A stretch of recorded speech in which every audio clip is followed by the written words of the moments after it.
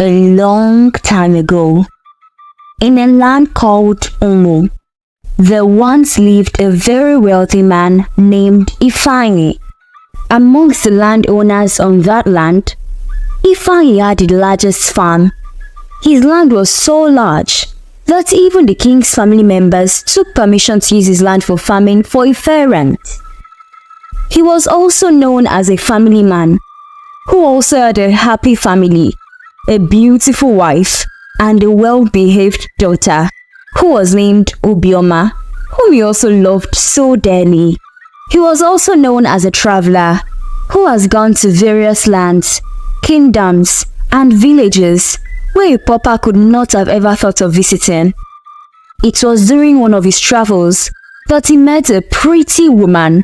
They both liked each other, fell in love, and he proposed to her, which she accepted. Their wedding was one of a kind, with many kings from far and near. The people were astonished at his influence, to be able to pull such a crowd of influential and powerful men. The land of Omo was brimming with activities for a full 30 days after the wedding. There was more than enough food to go around that even the poorest of the poor could not possibly finish. This wedding became the talk of the town even after 2 years of the marriage. After the marriage, Ifeanyi resumed his normal life of traveling and searching for opportunities to bring to his father's land, Umu. He decided to travel one fateful day to a very far away land, which meant he would be away from home for a month or two. This time, he had to leave his wife at home to manage his estate along with his daughter. On the 25th of his day of traveling, he got news that his wife was very sick, and he had to cut off his journey to head back home to see his wife and take care of her. He got home 20 days after he got this news and discovered that his wife was worse than he had imagined. He called the best of the best native doctors and herbalists, to which they tried their best, but it just kept worsening the sickness. About a month later, his wife died.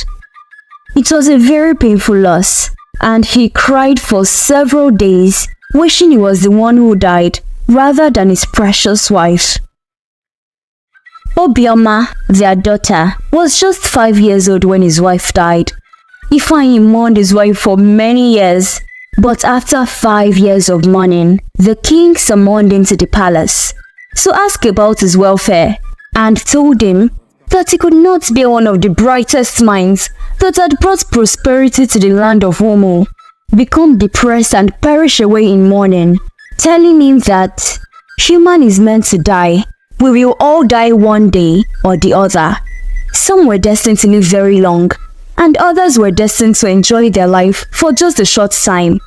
He then proceeded to tell him that the community approached him to advise him to give marriage a second thought, especially since he has a daughter who is still very young, as she would need a mother figure in her life, and also that he needs a male heir too. After much consideration, he agreed to get married if he found another woman who pleased him enough. The king was very happy about this decision. A few weeks later, while he was going around to inspect the workers in his farmland, a complexioned woman, whose name was Adanna, was walking alongside her daughter, Egodi, who came up to ask him if he could accommodate them for a while, since they were from a faraway land, as she said.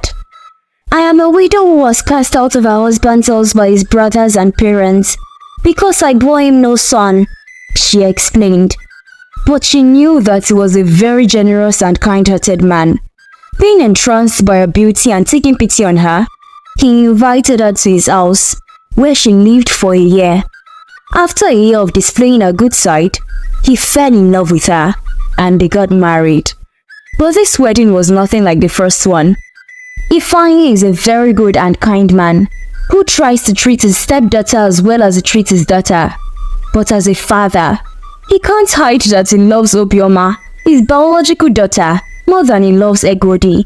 It was very obvious that he loved his daughter, Obioma, even more than Adanna. and this made Adana very jealous. Though Obioma would always try to please her new mother, she would always end up on her bad side. 3 years after the marriage, Adana had had enough of the marriage. She wanted the man out of the picture, and she wanted to have his wealth for herself. So she began to plan a way to take her husband out of the picture. She began to poison his meal daily to weaken him, so that she could sell his farmlands with the disguise that she was doing it to help him gather money for his treatment. Because she knew the Igbo tradition so well, that since she had not borne him any child, not to talk of a male heir, she had no claim to his property. As a matter of fact, after his death, she would be married off to one of his brothers, and they would be the ones to inherit his wealth. When she was done selling his lands and gaining the favor of his kinsmen as a caring wife, she gave him the final dose of poison and he died. Now, the only properties the man had were his wife and 2 daughters. As she had sold his house, she then left the land saying, "Now that my husband is gone, I will return to my father's house, even though I have no relative there, because they were all killed in an intertribal war." It was our tradition that when a woman's husband dies, she is to return to her father's compound. This, of course, was because she wanted to avoid being acquired by his brothers. Adama and her daughter moved to a neighboring village, taking Obioma with them to give her now late husband's relatives the impression that she is a caring stepmother.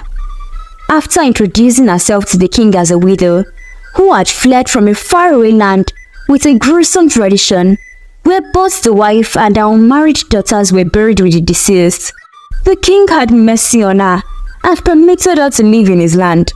While they lived in the land, Adama maltreated Obioma to her heart's content. She could not stand her, and she tried her best to work her to death while maintaining a saintly appearance to the public. Obioma was made to sleep on the hard ground in the sitting room. She was also made to wake up by 3 a.m. in the morning to clean the house and her stepmother and stepsister's room.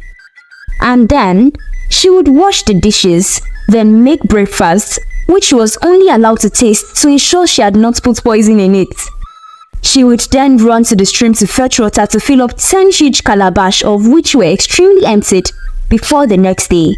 Then run to the farm to harvest enough crops for Egodi to sell at the market, which she also carried to the market for her stepsister.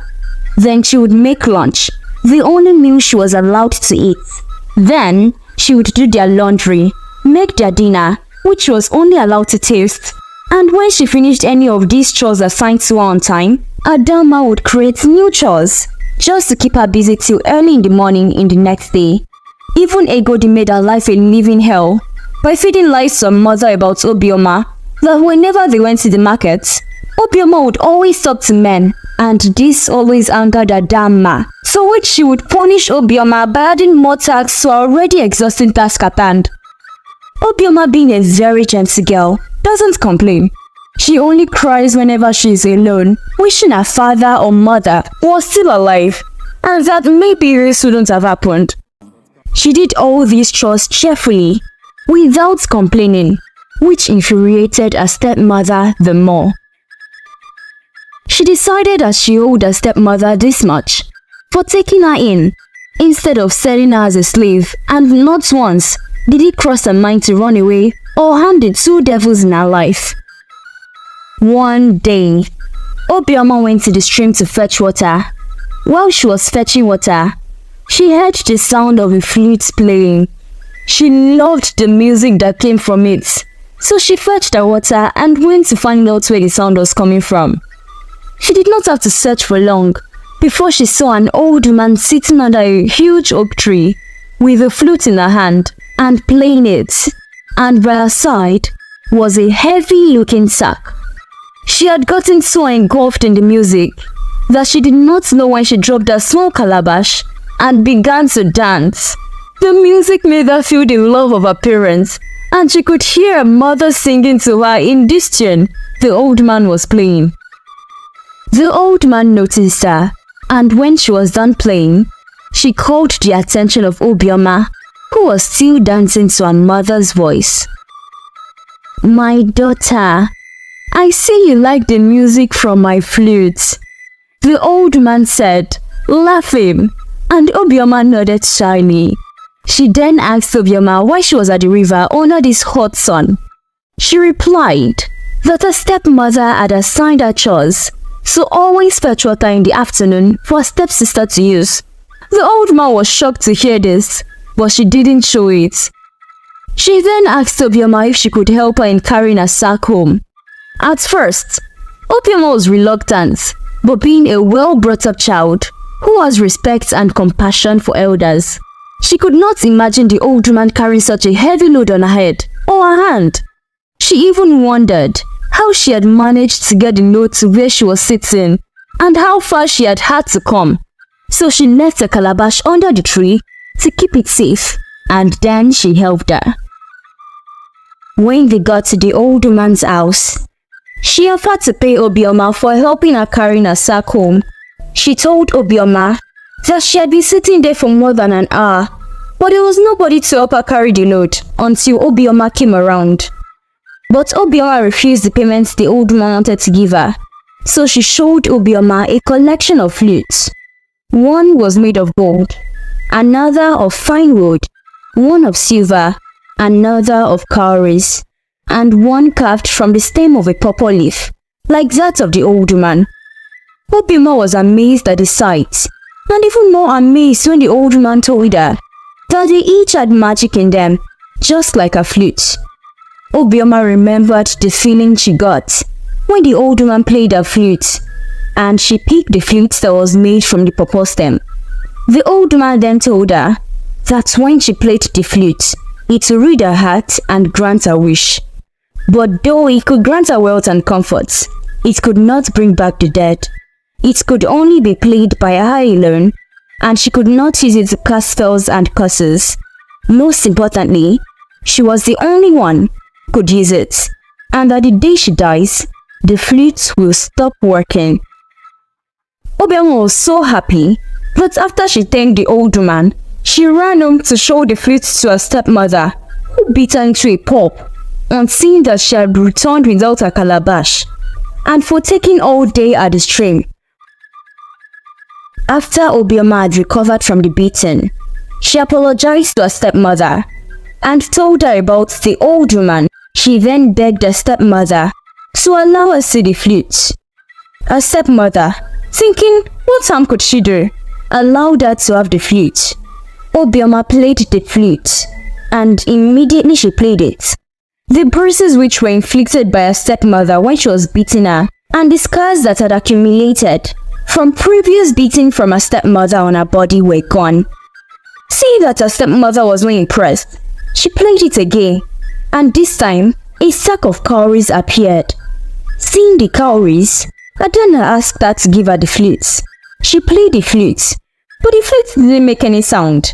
Then, in annoyance, she resorted to breaking it, but the flute would not break either, so she threw it inside the house and condemned it as an evil item, and forbade Obioma from using it again. Then, she took the sack of cowries to her room. After Adana entered her room, Obioma was on her way to continue her chores, and she remembered the warning and words of the old man who gave her the flute. She also remembered how playing the flute made her feel, and she went back outside to pick it and ran to the palace to show it to the king, who immediately had her marry the prince for the riches that the flute could bring to his land. When Adama heard of this, she was so angry that she started condemning her daughter and sent her to the stream to fetch water, saying, "Do not return here until you see an old hag playing the flute, and when you see her, make sure you stay with her until you collect the flute from her. If she refuses to give it to you, steal it from her."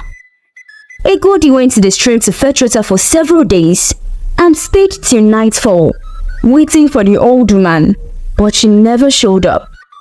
Egodi was getting tired of going to fetch water every day at the stream, and she finally lost hope. Her mother threatened to sell her to a rich old man if she did not find the old witch with the flute. On the day she decided to give it one last try, because she had seen the man who her mother wanted to sell her to, and the man was to every degree fat and disgusting. She was very angry at her mother. As soon as she got to the stream, she suddenly heard the sound of a flute being played, but she wasn't quite sure if it was a mind-playing trick or not, or if it was as real. So she went to see who had been playing it, and to her greatest joy, it was an old woman. Without waiting for the old woman to finish playing, Egodi quickly interrupted her and offered to help her carry a heavy load home. On their way to the old woman's house, she complained and grunted bitterly of how heavy the old woman's sack was. When they finally got to her house, she quickly requested from the old woman a flute, like the one she gave to Obioma. The old woman asked her to pick a flute among her collection of flutes, and as the old woman expected a girl of her nature would do, she picked the golden flute. The woman smiled mischievously, after which she then told Egodi, "These flutes will give whoever plays it, and the owner of the flutes what they deserve, and it will only stop working when the flute player is humbled." But Egodi, being so excited that her mother wouldn't have to sell out to that fat old man, to listen to her, as she ran home to show the flute to her mother, who hugged her and was very happy of her achievement. She then told her daughter how much she loved her, even when she hadn't had the flute, that she was just trying to push her to achieve greater things, even than Obioma. She then took the flute from her daughter and started playing it. To their absolute amazement, instead of bags of cowries, as it was during the time of Obioma, various mischievous and evil things started appearing from thin air, which was in her greedy heart when she played it. More spirits in the form of masquerades also appeared, and everything she summoned began to flog her along with her daughter. Every time a spirit flogged them, it would command, "Confess!" When she could no longer take the beating, they quickly ran out of their home, straight into the streets, but the masquerades would not agree, and started following and flogging them, while running after them and commanding them that they should confess. Egodi confessed all her sins that she could remember, and the masquerades praised her for confessing, but they did not stop beating her, and reminded her of the flute role that the old woman had told her about when she was not listening. They continued to flog them, shouting, "Confess!" as they ran down the marketplace. Then to the king's palace, where the guards prevented them from moving close to the king, queen, prince, and Obioma, who was sitting in the royal court, discussing the state of the kingdom, which had flourished greatly since Obioma's marriage. Finally, Adana shouted when she thought that the flogging was about to kill her, "I will confess! I will confess, oh! Joy! Joy, I will confess!" The beating suddenly stopped, but the masquerades did not disappear. Just in case she lied, by now, the villagers had gathered in the royal court to see what was happening. The guards could not keep them out, as even the guards wanted to see what was happening. After seeing how huge the crowd had gathered to see what was happening, Adama started thinking if it was wise for her to confess. The masquerades, knowing this, continued their flogging of both mother and daughter, and after a few more painful words from the masquerades, she started confessing all her evil deeds. She started from the beginning with how she poisoned her first husband, the father of Egodi, so she could acquire his wealth. But it was a plan gone wrong, since she didn't think about it enough, that she didn't have an heir for him, and the tradition was that his brothers would inherit his properties because he had no male heirs. She then ran away with her daughter, and when she heard of a widower who was so rich that even the king's family paid him rent to farm on his land, she made sure she wormed her way into his house and heart, and she became his wife. Then, this time, she poisoned him to death slowly, while she collects and hid all his wealth, after which she killed him. She then confessed to maltreating Obioma, hoping that she would die from stress someday, so she could get rid of her, so she could start spending the riches she took away from her father. When she was done confessing, the masquerades vanished, leaving her alone to face the angry townspeople, who now wanted justice for their new princess. The royal family, who would decide her fate, and Obioma, who was still tearing up in shock and anger, pondering on what she had just heard. Adama begged for forgiveness, but the people were very angry at what she had done, and they offered to stone her to death. Obioma also wanted her dead, as she remembered how she had suffered, but the prince reminded her that if not for Adama, she would not have gotten the flute. Thinking about this, Obioma forgave them, but the king still had to serve them the right punishment to quell the fit of anger of the townspeople. The king ordered that Adama should be buried alive with her head lifted above the sand, and she should be left to die in the evil forest, and that words should be sent to Obioma's father's family explaining what had happened. As for Egodi, Obioma had mercy on her and made her one of the palace maids, where she was maltreated by her senior mates behind Obioma's back. The end.